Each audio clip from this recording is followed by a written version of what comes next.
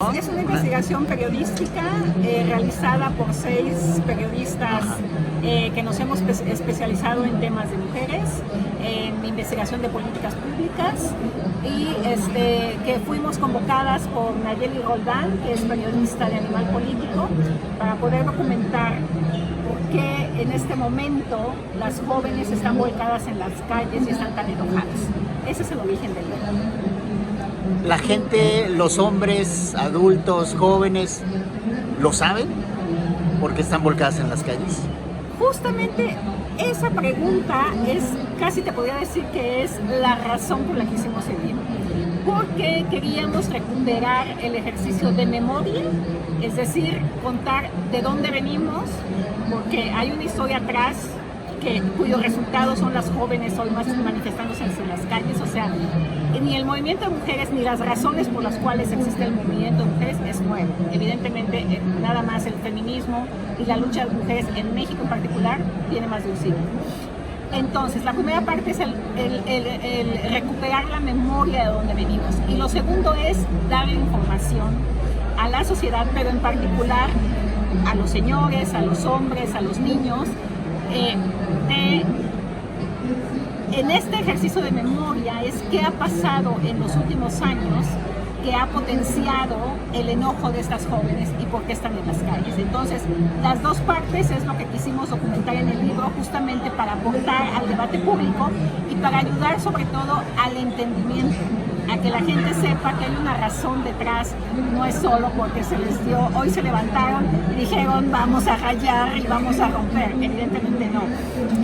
Es un pequeño esfuerzo de 6 periodistas, mujeres, que estamos tratando de aportar al debate público. ¿Cómo se dividieron el trabajo, los temas? Si nos lo puede comentar, por favor. Por supuesto que sí. La invitación fue de Nayeli Roldán, como decía originalmente.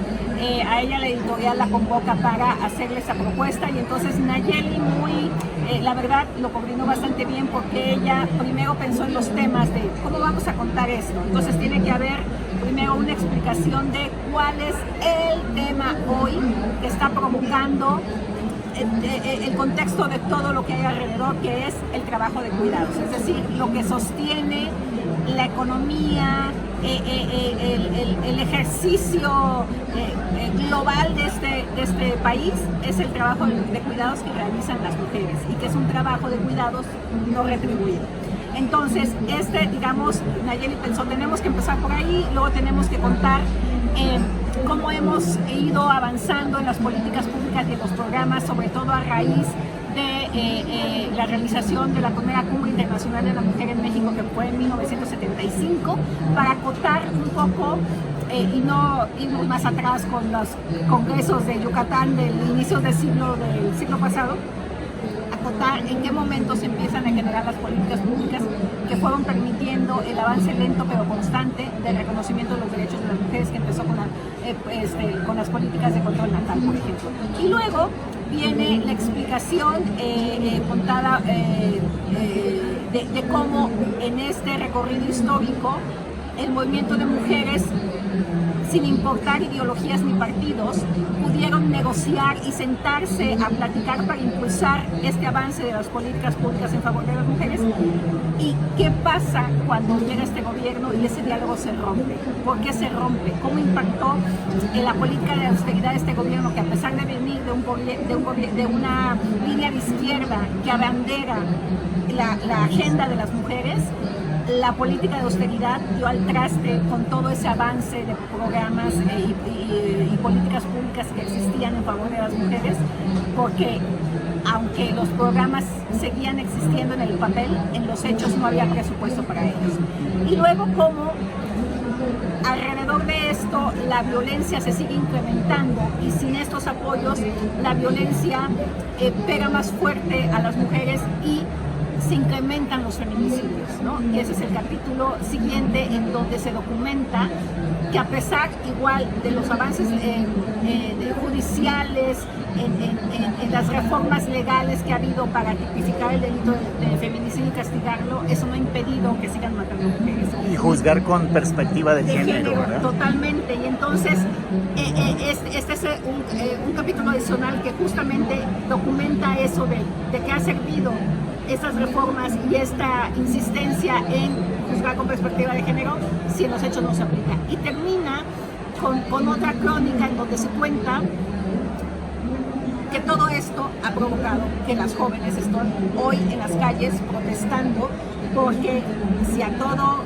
el avance que había habido en políticas públicas que se eliminaron le sumamos el tema de la violencia, pues hay razón de más para que las jóvenes estén volcadas en la calle. Estos 6 capítulos los investigamos y los escribimos Daniela Herrera, Ivonne Melgar, Nayeli Roldán, Valeria Durán, Laura Castellanos y tu servidora. Y tratamos cada quien en el capítulo correspondiente y con esta expertise que ya llevábamos de la cobertura cotidiana que venimos haciendo de nuestras distintas trayectorias.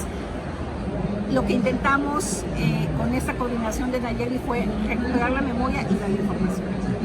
Son años y años de lucha contra una resistencia de los hombres, del machismo y de algunas mujeres también. Digo, no creo que la pregunta sea ofensiva en algún momento, sino ¿por qué ese sector quizá pequeño de mujeres se resiste a lo que ustedes están transformando? Ahora sí que ahí sí hay una transformación de veras, ¿no? Yo te contesto justamente con tu pregunta. Es decir, a ti lo que te llama la atención no es que haya una mayoría de hombres oponiéndose, sino que haya una minoría de mujeres oponiéndose. No, es que la otra es muy obvia y esa me parece, lo veo por mis compañeras, por personas. Pero las mujeres siguen teniendo la culpa, ¿te das cuenta? O sea, ¿por qué? Porque es un sistema. O sea, la bronca no es... Es más, te agradezco tu pregunta porque me permite justamente enfatizar lo que tratamos de hacer con el libro. ¿A qué me refiero? Que no es un tema de hombres contra mujeres, o al revés, de mujeres contra hombres.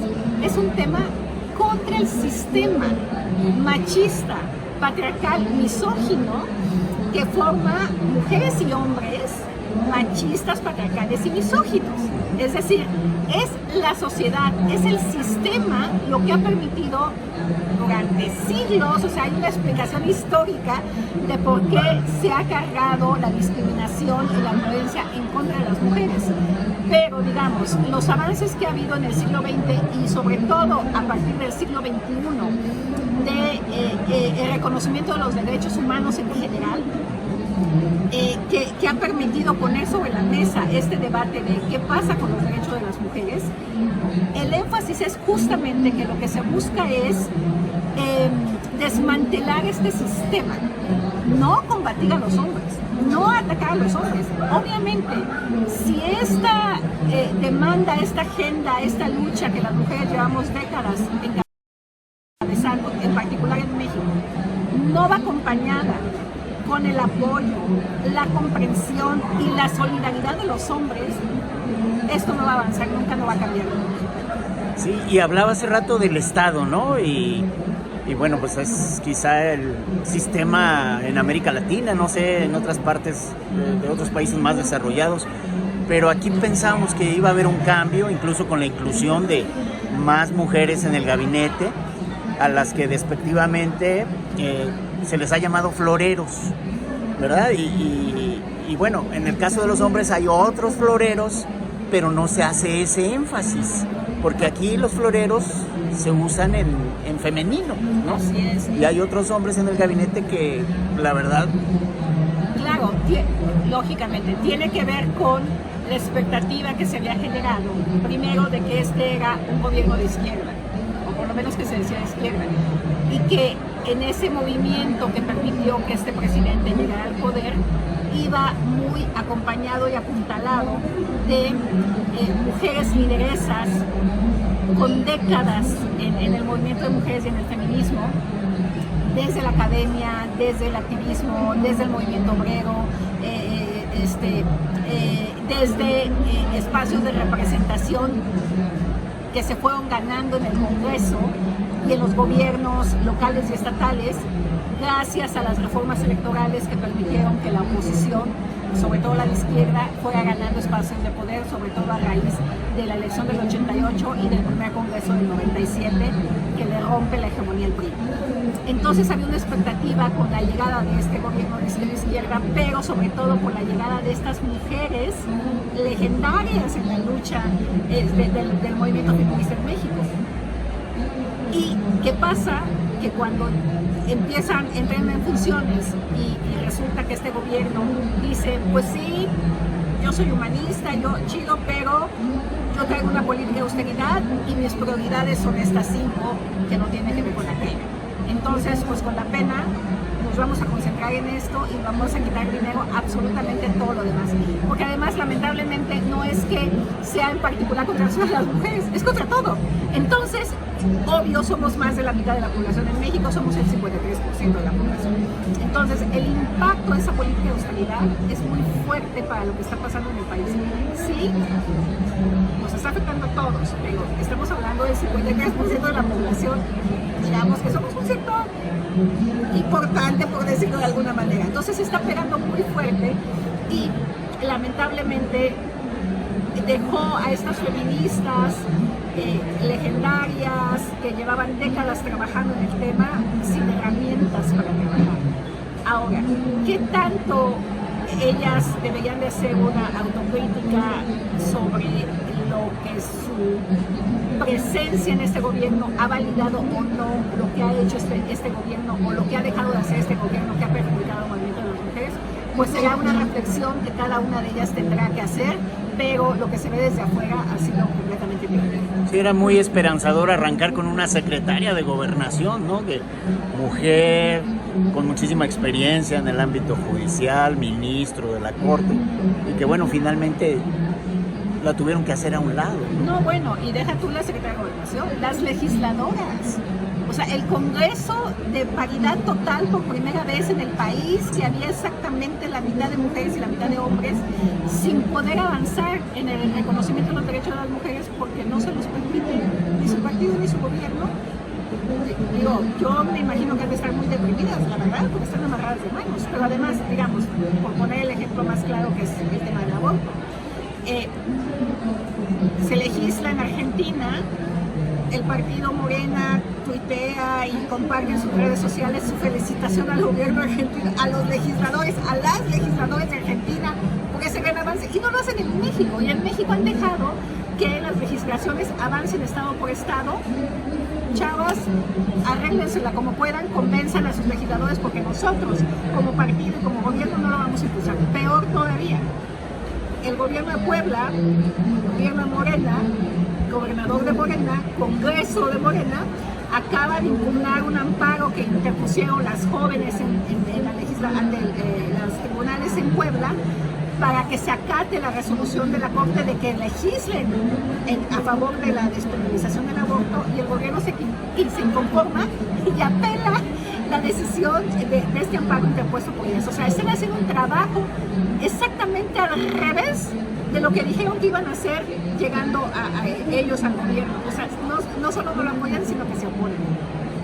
Ese es el ejemplo más claro de por qué en este momento nos encontramos como estamos en la agenda del movimiento de mujeres.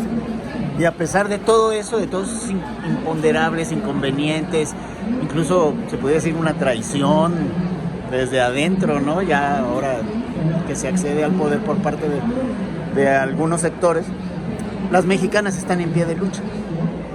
Totalmente, o sea, finalmente creo y con razón se ha analizado, se sostiene que el movimiento que está generando un impacto real a la política del actual gobierno es el movimiento de mujeres y el movimiento feminista. O sea, digamos que dentro de los sectores que le pueden generar ruido y que le han estado generando ruido a ese gobierno, no solo por sus demandas, sino porque no han tenido forma de controlarlo de alguna manera, está en el movimiento de mujeres. Ahora, evidentemente por esta lógica espontánea, del enojo espontáneo, de la organización, entre comillas, que ha sido completamente horizontal, que no hay una organización como tradicionalmente de manera partidista en el movimiento político de los partidos en México, de cómo la oposición se ha organizado por décadas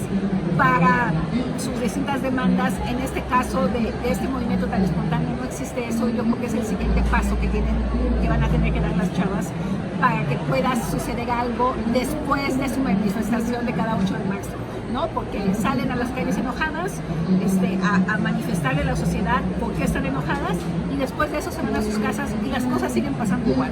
Entonces tiene que haber algo posterior a eso, que las chavas, yo creo que ya en sus universidades, en sus colonias, en sus espacios de trabajo, de conversación en redes sociales, de alguna manera lo van a tener que ir haciendo, sobre todo para lo que viene, porque a este gobierno le faltan 2 años, pero lo que viene puede ser exactamente igual de lo que hemos vivido desde el 2018. Se les veía con simpatía con un movimiento liberal, pero ahora son conservadoras. Todo lo que no encaje es conservador, ¿no? O sea, si no estás en la lógica de si no estás conmigo, estás contra mí, o sea, a estas alturas se tiene que desmontar absolutamente esa narrativa, porque al final de cuentas, las organizaciones de la sociedad civil, las jóvenes, académicas, activistas, de sectores populares, los medios, o sea, los distintos sectores de este país que hacemos nuestro trabajo y ejercemos una crítica a lo que está pasando hoy, el afán no es oponerse o criticar por criticar a alguien, se trata de contribuir para que las cosas cambien. Al final de cuentas, ese trabajo periodístico lo que pretende es justamente la función de los medios, que es darle herramientas no solo a la sociedad, sino al poder mismo, para documentarle, oye, a lo mejor no te has dado cuenta que está pasando esto, pues yo te aporto la información para que tú puedas, oiga, ¿qué onda con esto? Es decir, el afán es dar herramientas de información para que se corrijan las cosas. No es y a cualquier chava que se manifieste, que puedan hablar con ella, pues obvio, ¿a qué sale a la calle? Pues a protestar para que dejen de matarnos, para que dejen de violentarnos, para que tener mejores trabajos, o sea, es lo mínimo indispensable que cualquier persona pediría, ¿no? Pero el objetivo es que las cosas cambien, no estar peleando con alguien para poder ocupar su lugar, que es la lógica político-partidista. Sí, a lo mejor las chavas ni piensan en la política, ¿no? O sea, en partidos, en colores, en gobernantes. Ellas quieren seguridad, quieren poder tomar decisiones por sí mismas en muchos aspectos de su vida, como de su cuerpo, ¿no? Vivir tranquilamente, no vida uno más. Invita a la gente, Claudia, a que lea encantadas esta obra. La verdad, este ejercicio de memoria y de información que hemos hecho, Nayeli Roldán, Ivonne Melgar, Daniela Rea, Laura Castellanos y yo, es justamente una invitación para que la gente se informe y hagamos un ejercicio de memoria de dónde venimos y por qué las jóvenes están enojadas.